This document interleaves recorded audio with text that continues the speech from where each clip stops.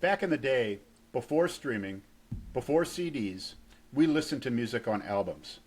A vinyl disc spinning 33 and a third revolutions per minute brought us great music one side at a time. 20 or so minutes of music, 4 or 5 songs usually, that created a single listening experience.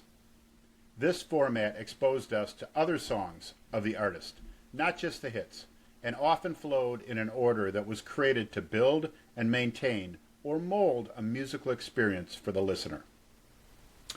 Sideshow brings musical experiences from the past to life today.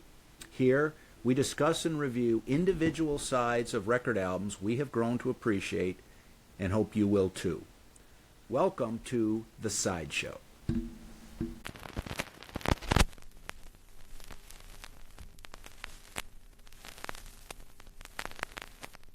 All right, welcome to The Sideshow, everyone. This week, Mark and I have decided that we're going to look at live albums for sides, and Mark is going to be taking this episode. Mark, why don't you tell everybody what we're going to be talking about? Oh, thanks, Mike. And yeah, excited about Live Album Week. We haven't focused on these yet. They tend to be compilations, which is just a different nature of the beast than actual albums. But there are a number of live albums that really have some great sides, some great memories. So I'm glad to have the opportunity to really focus on a few of those. And today, I am going to be talking about side 4 from the live album Live Rust by Neil Young and Crazy Horse. Which is just great. This, I mean, thinking back, Mike, when we were in high school, it was hard to go to a party that this album was not played, at some point along the way. Really popular album at the time. One of the things that people focus on why it was a great album is it introduced kind of a new generation to the music of Neil Young, who had music going all the way back into the 60s, and a lot of that music got introduced to a new generation through this album, through this live album. So we listened to it a lot. We enjoyed it, and I want to focus on side 4, the final side of the album. But before we dive into the side itself, let's step back a little bit and talk about Neil Young. This is a person who has been making music since the 60s, and he continues to make music to this day into his late 70s, and has been through a lot of different reincarnations. He's been through a lot of musical genres. He, has been from a very, political and protest music through music you can tell he's just having fun experimenting with and working with. So a really impressive career with a lot of stuff. So we won't really be able to march through everything that he'd done prior to this live album, which took place in 1978, but we can talk a little bit about it, a little bit about Neil. He was born in 1945, so he's coming up on 80 years old. He's from Canada. He moved around a bit in Canada, but I think that, he always talked about Winnipeg as being one of the consistent places that he was from and spent time in. But he did some played in like some high school bands, and then after that some, moving around with a number of different bands and some solo work, but did get himself into the point where he was touring and meeting people, which obviously, is an important part about a young artist's career. He met Joni Mitchell while he was touring there, and probably more significantly also met Stephen Stills in Canada before he moved to the Los Angeles area in 1966. Him and his bass player hopped into a used hearse that they had purchased and drove down to California, where they began to do work as musicians, and really almost immediately formed the band along with Stephen Stills of Buffalo Springfield. Now, Buffalo Springfield is a great band. They were Neil Young was admitted into the Rock and Roll Hall of Fame in 1995, and Buffalo Springfield was admitted into the Rock and Roll Hall of Fame as well in 1997. We could have a whole episode and discussion about good band. I don't know if they belonged in the Rock and Roll Hall of Fame. They had a song that, for what it's worth, is the name of the song, but was an incredibly powerful song that was really identified with the protest movement in 1960. It's myself. I have a hard time, unless you were just really focused a lot on the band, about finding a lot of other material that they had that was Hall of Fame worthy. Again, that's a conversation for another day. I think that you look at what they were doing, and that process continued with both Crosby, Stills, Nash and Young and Neil Young further on, which were more significant contributions. But that really was the start. They did get some success from that. And from that, just to interrupt real quickly, the one of the reasons that I think that Buffalo Springfield gets a lot of attention is, in addition to Neil Young and Stephen Stills, I think the most substantial members of that band, but also there were members of the band that went on to form the band Poco, which had some popularity in the early mid '70s, and also Jim Messina, who became more popular in the Loggins and Messina with Kenny Loggins. And in addition to For What It's Worth, which was definitely their most well-known, most popular song, a lot of other good material. I mean, like Neil Young, Mr. Soul was a Buffalo Springfield song, and Broken Arrow was Buffalo Springfield. And so I don't necessarily disagree with you but that's the explanation that I would give as to why. And taking a look, to be fair, taking a look at what the Rock and Roll Hall of Fame has become, they're branching out into a lot of different areas. Again, could be a topic for a complete different discussion.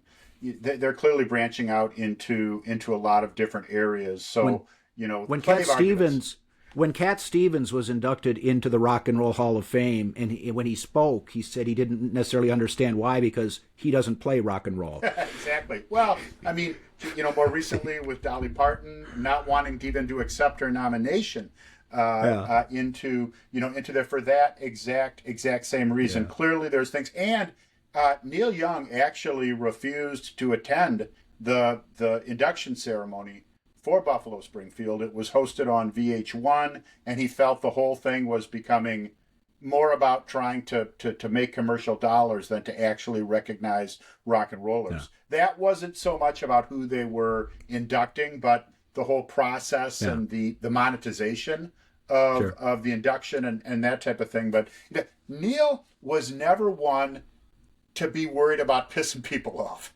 Was another thing. And in fact, he did a lot of different things with a lot of different acts in a lot of different groups of people with a lot of different companies and labels. And one of the issues that he had was he butted heads a lot. He was not a really good sharer of power and direction.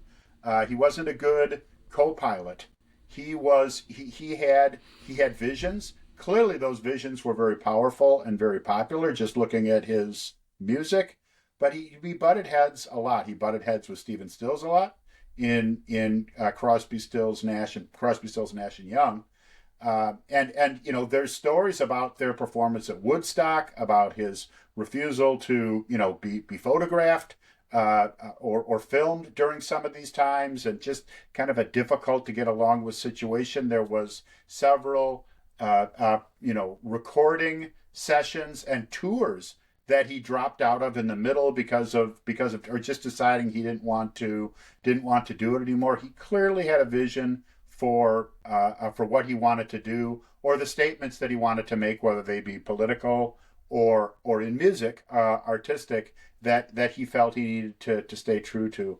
And ultimately, as we take a look at his career, as he started to become incredibly successful, which he did, based on the work that he'd done with these groups, which were very popular, and then his solo career, he began to see that even fear some of the fame that he'd had. So looking back on it, his early success and with groups like Crosby, Stills, Nash and Young, and in parallel he was working and releasing solo albums at the same time. And before you yeah. move on, Mark, I just for people that are interested in Neil Young, just generally, there's an excellent biography, and I don't recall the name of the author off the top of my head. I believe it was done with Neil Young's cooperation, but it's called Shaky. Okay. Is that which is kind of a pseudonym or nickname for Neil Young. But for people who are interested in taking a deep dive into Neil Young's story, that's a good place to start. Mm-hmm. Well, and quite and thanks for that recommendation. There's a lot of stuff that's out there about him. He's been involved with the production of some films of him touring, including the tour that we're going to be talking about on Live Ruster. A lot of material out there and a lot to dig into, especially in some of these different phases of music. And if you take a look at the music in the 60s, especially if we're going to be talking about work with a group like Crosby, Stills, and Nash and Young, you're talking about this protest movement and this protest culture in the time, which the music that they were performing obviously fit very well into. In fact, if you're going to go back and watch a documentary on TV about this time period, I doubt you're going to find one that does not portray some of this music somewhere in it. Songs like Ohio that were written in response to the Kent State, violence and ultimately, killing of students there by the National Guard troops. I mean, these are not just music that was successful art, but I mean, they really stick out as part of history and in what they're doing. Now, at the same time that Neil Young was working with Crosby, Stills, Nash and Young when that song came out, Ohio, in 1970, he was working on and releasing a solo album after the Gold Rush, which was an incredibly popular album for him, incredibly successful, and had a number of songs that are his, that he continues to perform to this day. In fact, there was some on the album that we will be talking about. And some that started some interesting stories and feuds with him. I mean, one of the songs on their Southern Man was, a very, grievances he had with the attitudes in the South. This became something that was responded to by Lynyrd Skynyrd in their song Sweet Home Alabama, where they specifically called out Neil Young and not really being concerned about what he had to say. Now, years later, both of them will point out, Neil Young said he liked Lynyrd Skynyrd. He enjoyed the music, and I believe Ronnie Van Zant actually wore a Neil Young T-shirt on the cover of one of their albums. So some of this was more for for statement as opposed to their actual personal feelings about each other. And I believe that there was mutual admiration between both. I think they liked Neil Young, and when he heard the song, he liked it. I mean, I've never heard Neil Young say anything other than positive things about the song Sweet Home Alabama, as well as the band. And in fact, some of the material that was written around the late 70s, he had in mind to give to Lynyrd Skynyrd, but because of the plane crash, he couldn't do it. And another part of that story is on his Harvest, I believe it's Harvest album. There's a song called Alabama, which takes a similarly dim view of some of the attitudes of some of the Southern people. And I believe that's the reason a lot of people imagine that Lynyrd Skynyrd is from Alabama. Well, they're from Jacksonville, Florida. Yeah. The reason they said Sweet Home Alabama was in direct response, I believe, to Neil Young's song on, I believe it's Harvest, called Alabama. Well, and Harvest, also another incredibly successful commercial album. In fact, the largest one that he'd had to that point. It contained his really only number one single, which was Heart of Gold. But this album really put him on the commercial and the financial foundation of a successful artist. And based on his own accounts, he really didn't like it there in that spot, in that kind of spotlight, and the, whether it be the pressure or just the way he felt. He described it later. I won't get the wording exactly right, but he found himself walking down this road that he did not like, and he chose instead to go into the ditch. And it might have been a more difficult walk for him, but he met more interesting people. And from that point, he really started to move into different directions. In fact, in a lot of circles, they refer to his next couple albums as the Ditch Trilogy, where he began to, based on that whole notion, really work in some different areas and directions, to the point where it began to frustrate his record company. Some of the albums that he recorded after the fact weren't released until later, and the timing gets a little confused between when he was writing and performing these albums and when they were actually being produced or released to the public. And it was also a time of some personal tragedy for him. He lost not only a member of Crazy Horse, his band, but one of his longtime roadies to drug overdoses. We'll actually come back to that in some of the songs that we'll be talking about on the side. And also during this time, he had some tours where he reunited with Crosby, Stills, Nash and Young, and continuing on releasing solo albums during this time, and some significant events as well. He appeared on The Last Waltz, the big performance and ultimately movie about the last performance of the band, and then began to again reconsolidate and look at where he was at, and doing a lot of touring. And ultimately, in the late 70s, 1978, you have this Rust Never Sleeps tour, which finally, really settled into a format of half acoustic, focusing on a lot of his earlier work, and half electric. We're really with a strong showing from the band Crazy Horse. And that's how this concert tour went.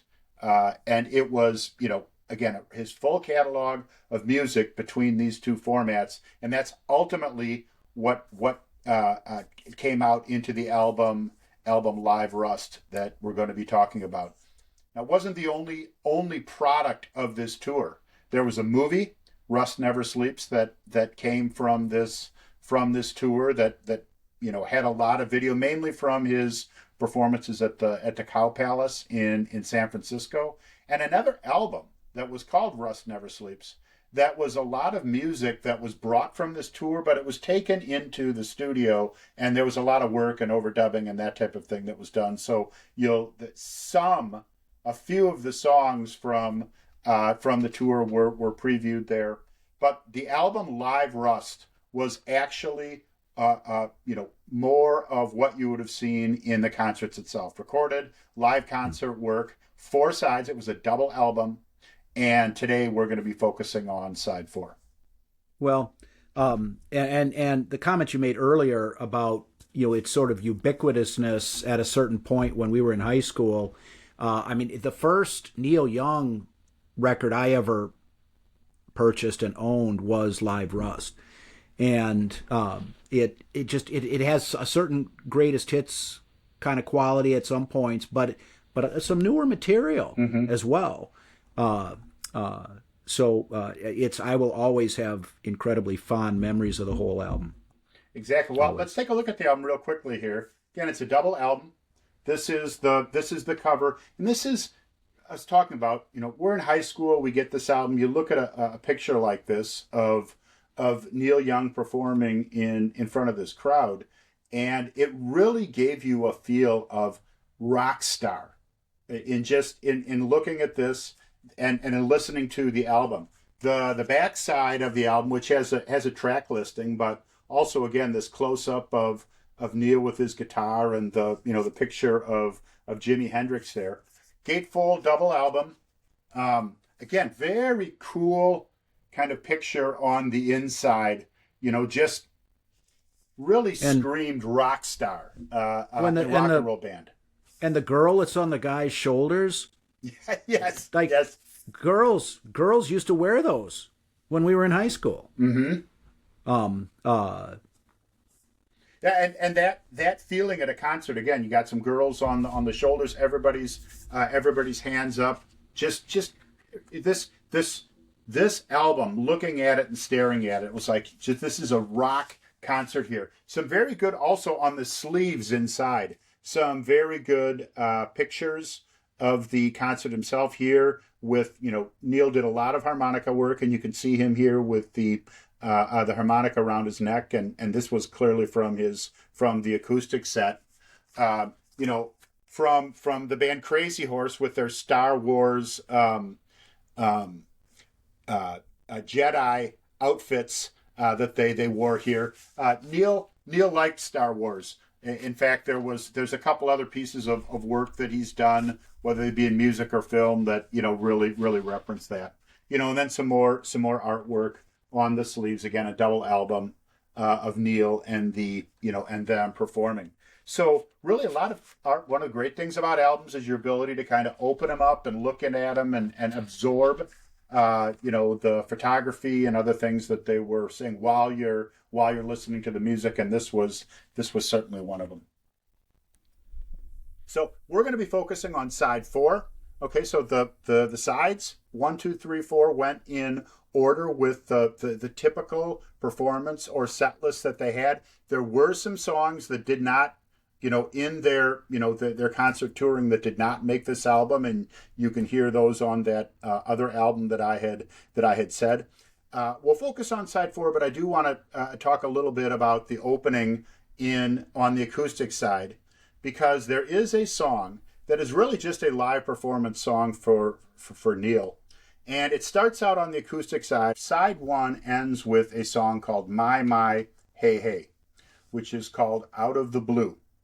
And this is a song, we're going to hear it again, basically, on side 4. But it opens up on an acoustic side, and in it as My, My, Hey, Hey, Out of the Blue. We're going to hear it again on side 4 as Hey, Hey, My, Into the Black. And I really think this is an important part of this album, because I like to think back to the actual live performance itself. This is not a song that was a previous hit of Neil Young's. This was a song that a lot of people would have been hearing for the first time in this concert.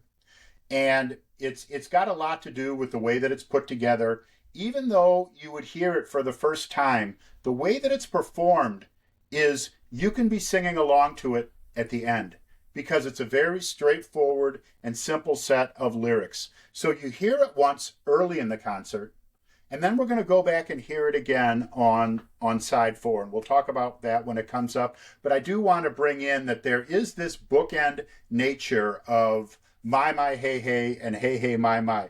If you go to the album, which is a shorter album, it's just a single album, Rust Never Sleeps, from that same tour, these actually bookend the album. First and last song on the album. So they're clearly set up in Neil's mind as being a part of the beginning and the end of the show. But let's turn now to side 4. This song, which would have been towards the end of the concert, is 3 songs. And so, we're live in concert, so a little longer versions of songs, and we end up with 3 songs. The first being Like a Hurricane. And this song really sets up what you're hearing with Crazy Horse in these electric sets. It also sets up what many grunge bands in the 90s would say was what they really focused on and were really influenced by. This very heavy, distorted guitar, but not just, rambling noise. It moved into a rhythm that formed the basis of very high quality songs. So we're taking this distortion, this reverb, this loudness and noise, yet we're making real music with it that people can not only tap their feet, bang their heads, and sing along to, but you've got this very clear, and it starts right from the beginning of this album. You're hearing him chomp and hit on the guitar, and it stops for a second, and then it rolls into the guitar riff from Like a Hurricane, which is, was was from a previous album and was noticeable to the crowd. You can hear the crowd kick in as they recognize the song. And this is a song that you are rocking your head, leaning back and forth on. And for those that know the song, as the chorus hits, you are singing along with the song. And the song itself, it is really about this magnificent, hectic nightmare that occurs as you're meeting a woman and you're moving to that point of actually reaching out to them, talking to them, and envisioning getting to that first kiss. And all of the great and horrible and peaceful and crazy, fantastic, and awful stuff that goes in to that process. And you hear this through from the very beginning. Starts out with, once I thought I saw you in a crowded, hazy bar, dancing on the light from star to star.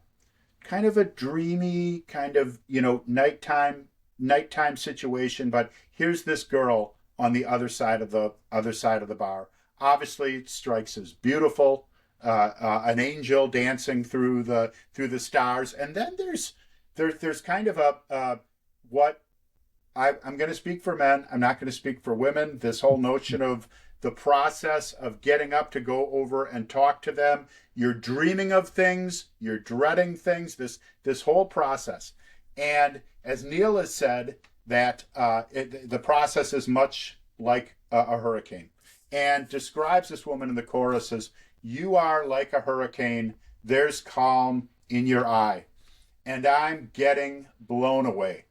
And that is many a man has made those steps towards that woman on the other side of the bar from star to star, and they've ended up getting blown away, never made it to the other side.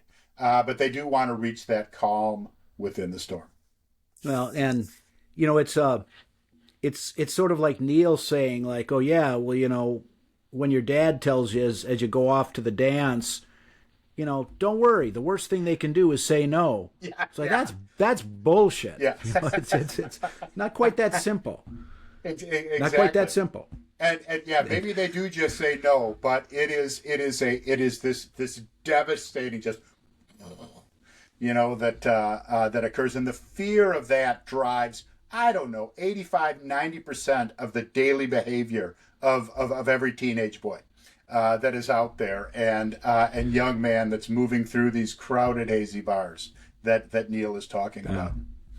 Well, and I fared no better than Neil in my own experience, exactly. Under the same circumstances. Exactly, certain with it. And what makes this a great song from a live song perspective is the chorus to the song, which does it's, you are like a hurricane, there's calm in your eye, and it moves and it repeats that a number of times, which allows the crowd to sing along. It is the type of song that if you saw them in concert, you would sing along to it. You can hear the crowd responding to it in the concert. You can feel as they come into those choruses that occurs. So clearly, just a great live performance that is going on, while you're listening to this song.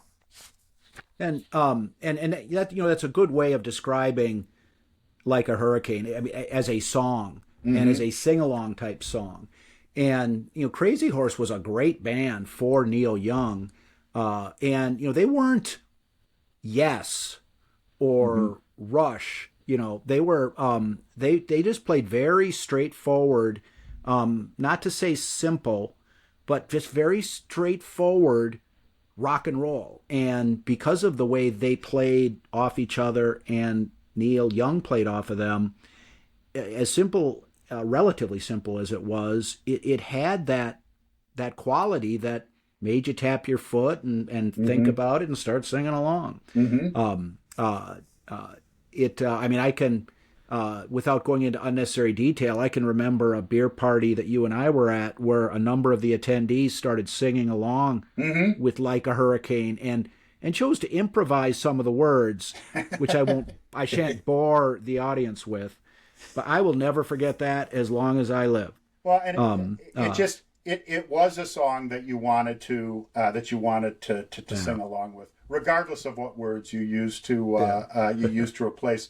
And the song continues. You as you look at these lyrics, you start to question: are we talking about something that has actually happened to Neil? Is he talking to, say, his girlfriend about this time and how their relationship is going on, or is he just talking about what's going on in someone's head while they're contemplating this whole thing?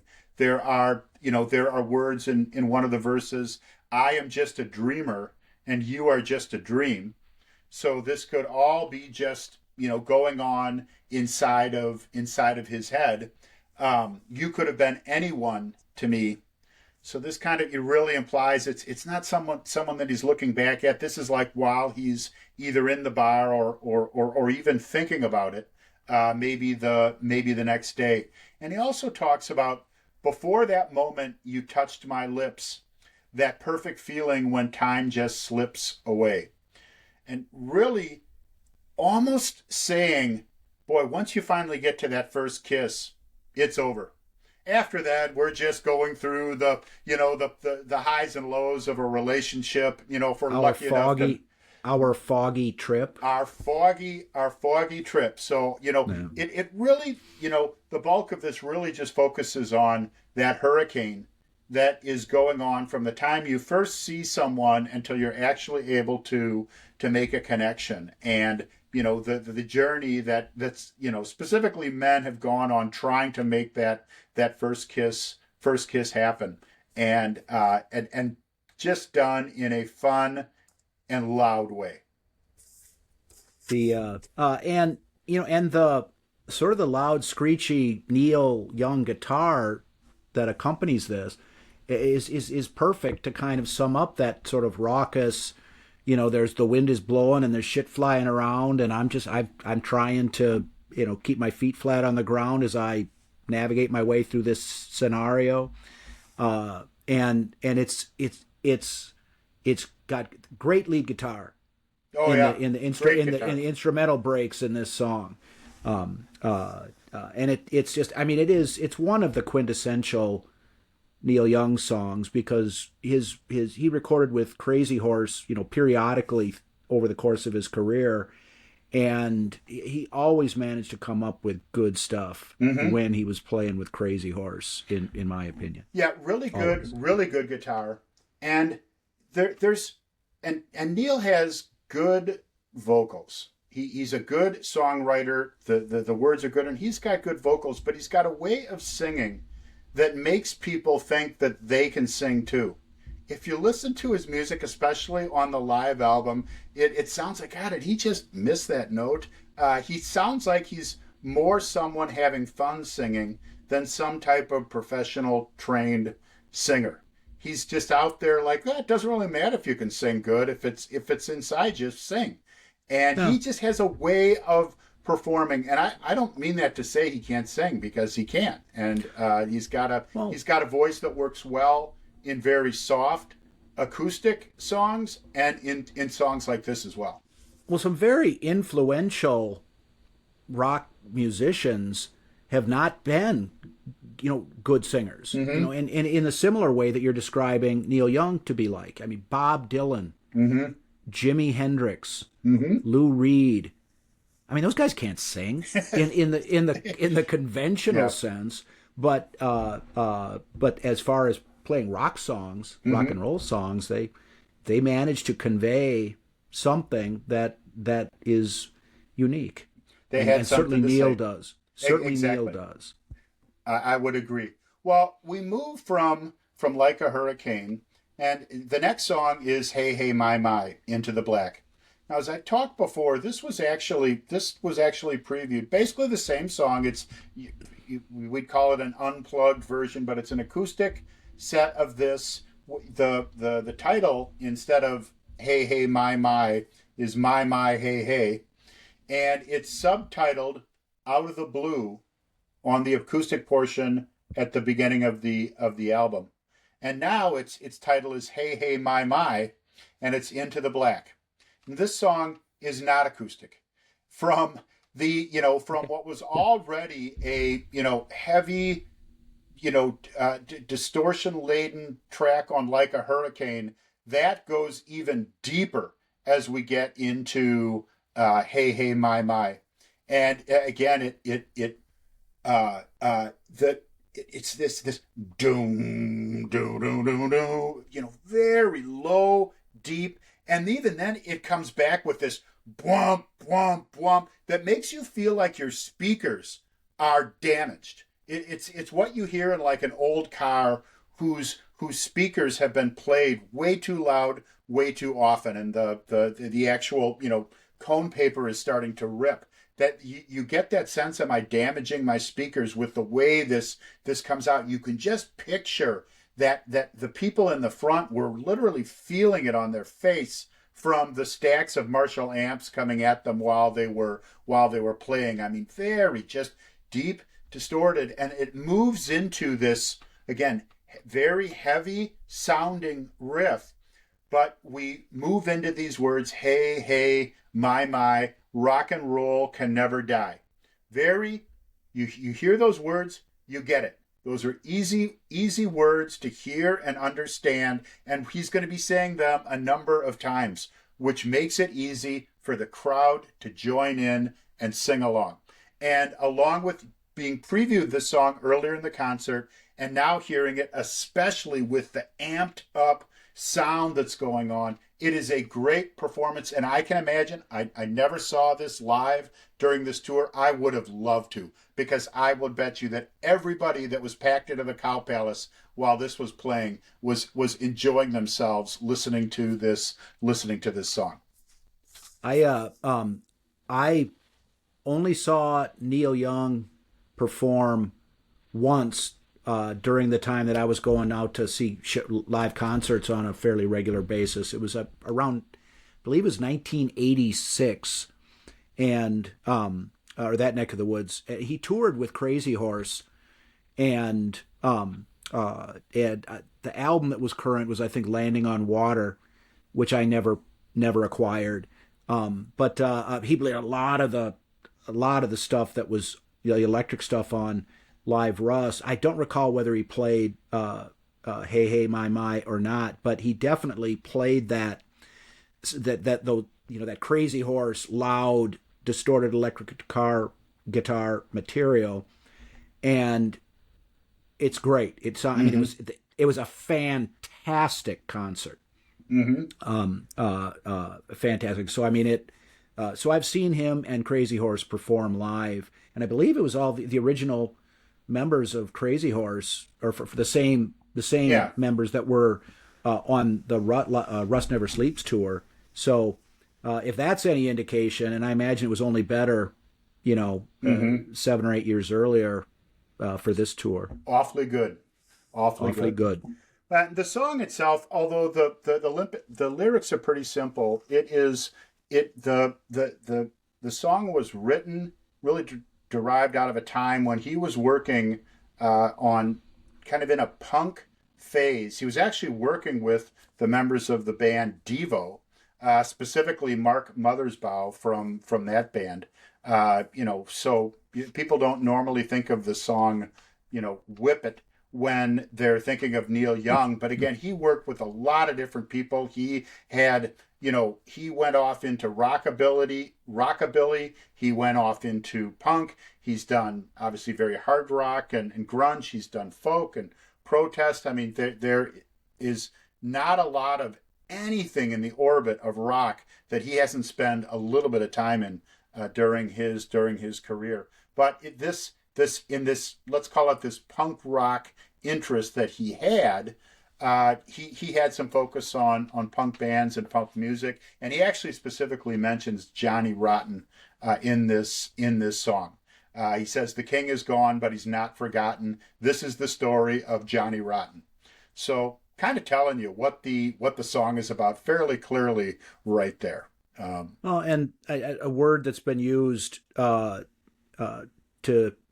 by people to try and talk about where Neil was coming from was to get away from complacency. Yes. And that, in the mid 70s, kind of rock stars had become, rich and famous and a little bit more dilettantish than he thought was healthy for creating good music. And that's not necessarily totally true. Mm-hmm. But in his case, he just, he looked at Johnny Rotten and thought, this guy's pissing people off, and kind of his music is doing things. People are reacting to what he's doing, and and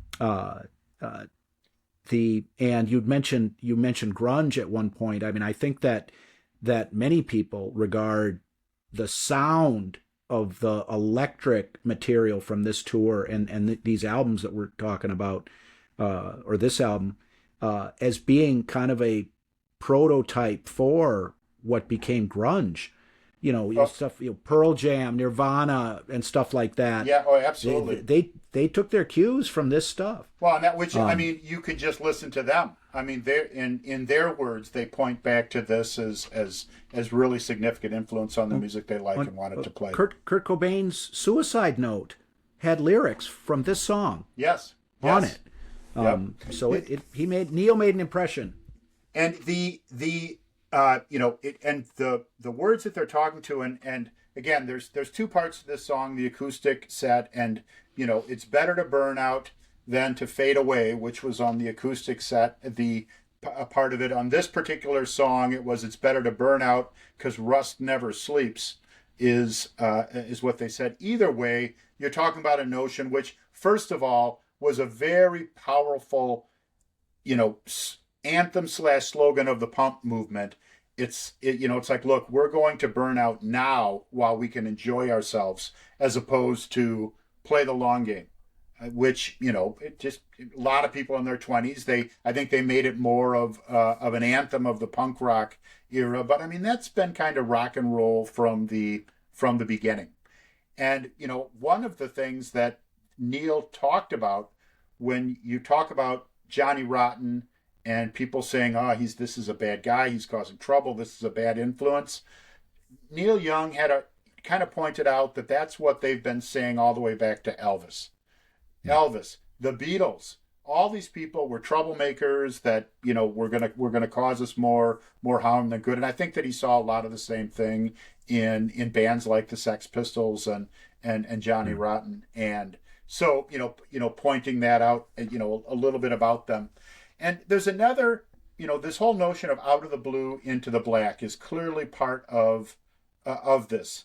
The subtitle of the acoustic set being out of the blue, into the black here. And that's one of the lines of the song as well, out of the blue and into the black. And this can, we've talked before about the notion of night in rock and roll. Out of the blue, out of the day, and into the night can, be a clear assumption. It's also, though, if you look at Neil, he was on the road and he went into the ditch, out of the blue and into the black. He has to deal with, and we'll talk on the next song about the death of some people that he has, that he has known, out of the blue and into the black. Because another thing that he says here is, once you're gone, you can't come back. So there's clearly a notion of, there's a little bit of permanence in what he's talking about. But that doesn't necessarily mean he's talking about death, whether it be overdose or suicide. Once you're gone out of your youth, you can't go back.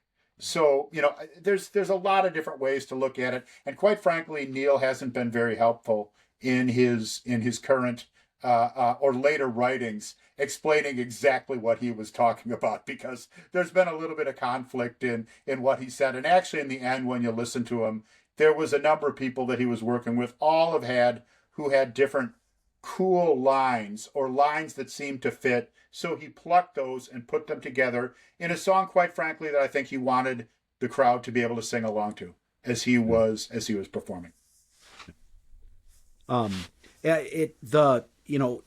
This song got played on the radio, Hey Hey My My, mm-hmm. and just its in your facedness, just the music like you described at the beginning, it was hard not to take note of it. And I had heard of Neil Young, and I'd heard of CSNY, and obviously a lot of their material got played on the radio.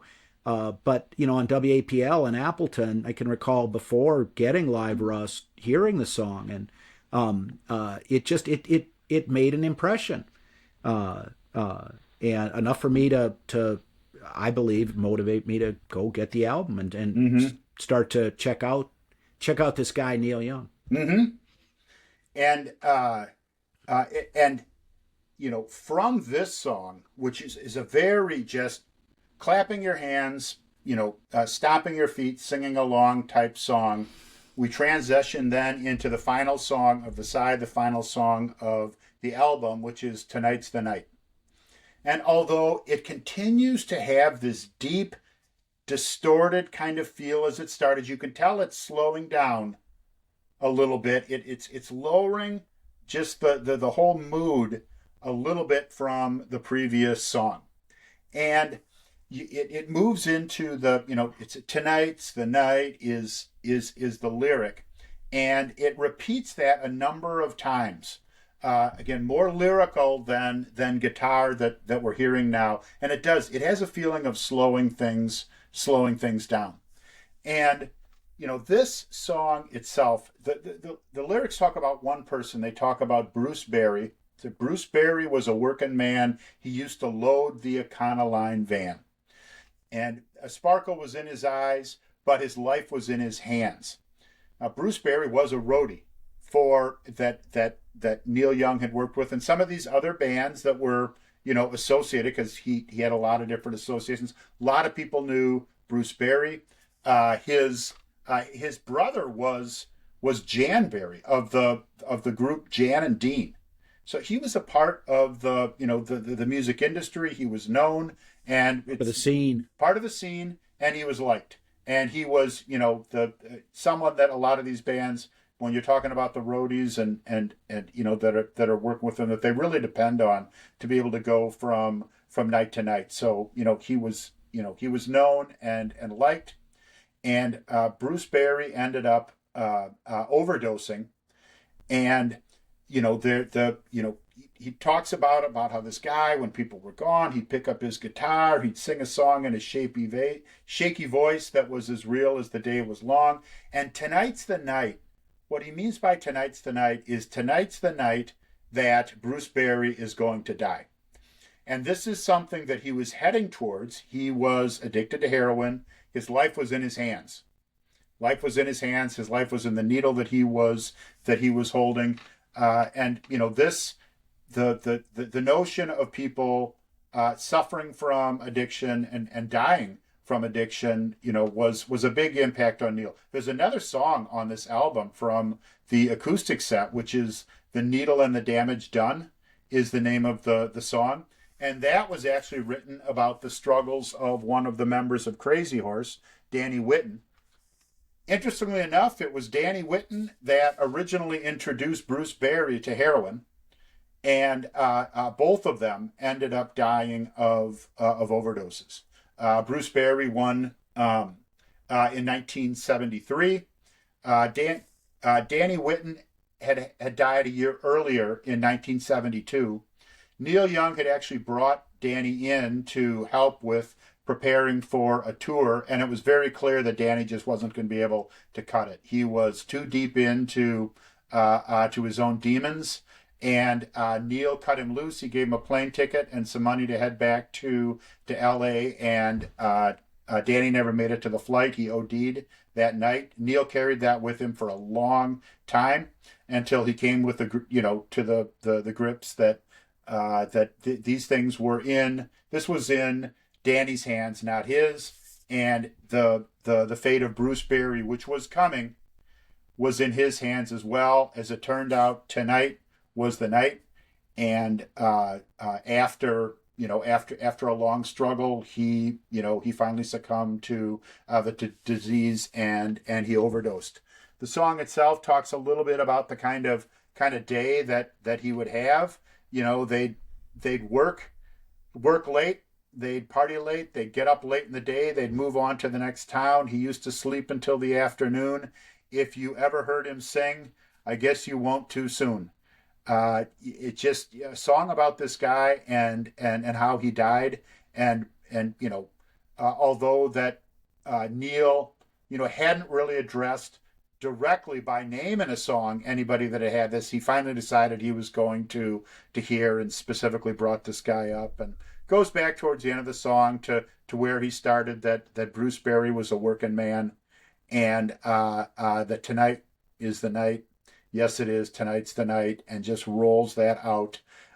Still with an electric, distorted, loud song, but obviously a slower, just a sadder way to end this album and to end this show.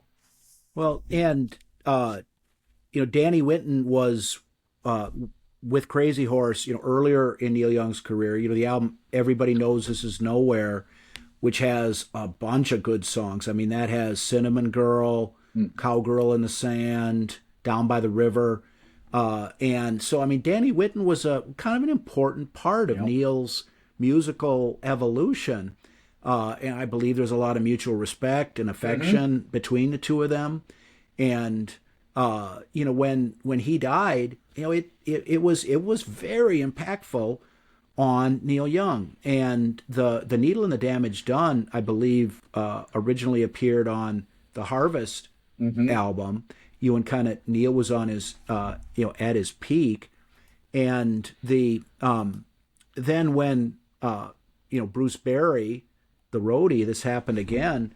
I mean, it really impacted Neil Young. It bummed him out. It really fucked him up. Not in that horrible of a way, but it got under his skin. And the album Tonight's the Night was just kind of a bleary album, and a good one. I mean, an excellent album, one of Neil Young's better solo albums.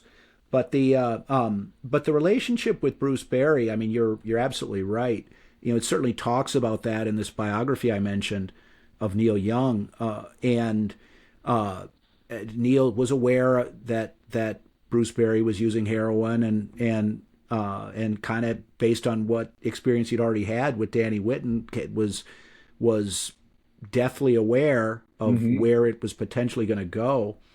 And there's a story in this biography that describes Bruce showing up and telling Neil that one of the guitars that was part of the touring equipment had been stolen.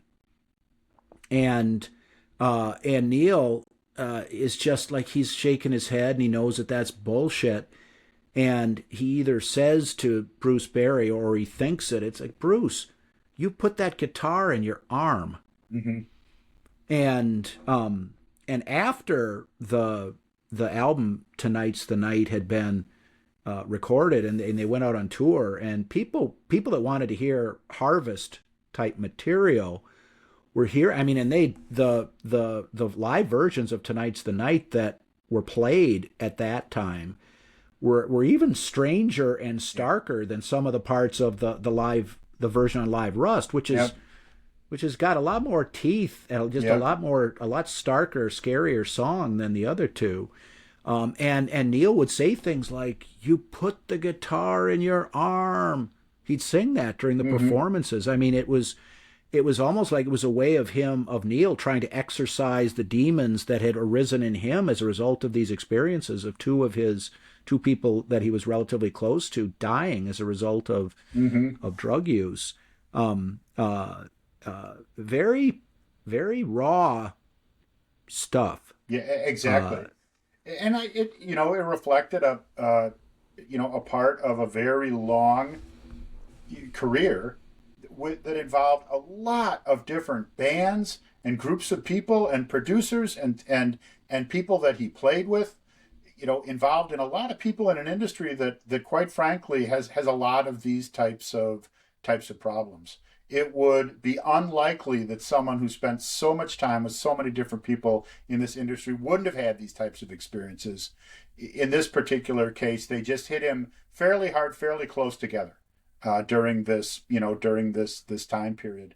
And then to be hit again, to learn that the lyrics from his song had been used in Kurt Cobain's suicide letter, which he originally said he would never perform that song again. But the family and the previous members of the band had talked to him, and he kind of got him past that. But difficult experiences for someone, and although we've spent the last few minutes talking about some darker topics, and this song was obviously addressing that, it doesn't change the fact that this was the end to a great side of music, which was the end to a great double album, and really a picture into someone who, from the perspective of putting on a great rock and roll concert, was really at their peak at this point in what is the peak of classic rock music in the late 70s. And you've got a lot of things that he'd done before, a lot of things to point to as far as great albums, great songs that had been really entertaining a previous generation, but this hit the mark as far as a live album. And for us who started going to rock concerts at really around this same time in the late 70s, this kind of thing is what a rock and roll concert was all about to us too, which is why we were willing to wait at the Ticketmaster to get our tickets to either head up to the Brown County Arena or down to Milwaukee, or eventually to places like Alpine Valley or wherever we were going to go. And this album was really exactly what we were looking to find when we got there. And I definitely agree with everything that you just said, and just on the song "Tonight's the Night" itself, before we conclude, the guitar solo at the end, that's kind of the jam, is not really a jam, but just the guitar solo. It is great. I mean, little darker than the songs get progressively darker from 1, 2, and 3, Yeah. and at the end it was, but really kind of just good rockin' guitar. I mean, Billy Talbot plays kind of a simple Peter Gunn like bass line, and Neil is just cranking. Mm-hmm. It's good. It's just good rock guitar to close out the song, and I agree with you. It's one of the albums that sort of if someone was going to do a documentary about our years in high school, some of the songs off of this album would be part of the background. They'd be on the soundtrack. So that was Neil Young's and Crazy Horse Live Rust side 4. We'll have a playlist for that you can check out. But I'd really encourage you to listen to the entire thing from start to finish. It is a double album, but it's well worth the time, and does end up fantastically at the end. And there is a video of the concert, I believe, from the Cow Palace in the San Francisco area that's available. That has it's not all the same recordings that were used on Live Rust, but basically has a video of the entire concert. Well worth the time. Absolutely. Okay, side 4, Live Rust from Neil Young. Great one, Mark. Talk to you next time. All right.